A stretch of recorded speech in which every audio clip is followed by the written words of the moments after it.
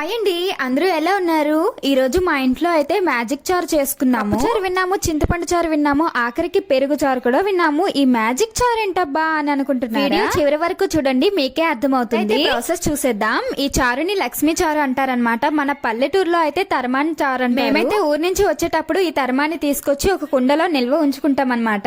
గిన్నెలో చారుకు కావాల్సినంత తర్మాన్ని వేసుకున్నాము. మనకు కాస్త చిక్కగా కావాలనుకుంటే అన్నం వాచిన గింజ కూడా యాడ్ చేసుకోవచ్చు. కాస్త మరుగుతున్నప్పుడు ఉల్లిపాయ, పచ్చిమిర్చి, టమాటా ముక్కలను అయితే అందులోనే ఉప్పు, పసుపు, కారం అయితే యాడ్ చేసుకున్నాము. బాగా మరుగుతున్నప్పుడు బప్పనకాయ ముక్కలు అయితే యాడ్ చేసుకున్నాము. బాగా మరిగాక తాలింపు పెట్టుకోవడమే అన్నమాట. ఇంతే అండి, చాలా ఈజీ అన్నమాట. చారు చాలా బాగుంటుంది కూడా. ఇంకా అసలు విషయానికి వచ్చేద్దాం. మ్యాజిక్ చారు అని ఎందుకన్నానంటే, సాధారణంగా ఏ పిల్లలకైనా ఫుడ్ టేస్ట్ నచ్చో లేక కలర్ నచ్చో తింటారనమాట. మా సియాన్ మాత్రం పేర్లు నచ్చి తింటాడు. ఇది తర్మాన్ చారు అంటే తినడు, మ్యాజిక్ చారు అంటేనే తింటాడనమాట. అందుకే అప్పటి నుంచి ఇది మ్యాజిక్ చారు అయ్యింది. Bye bye.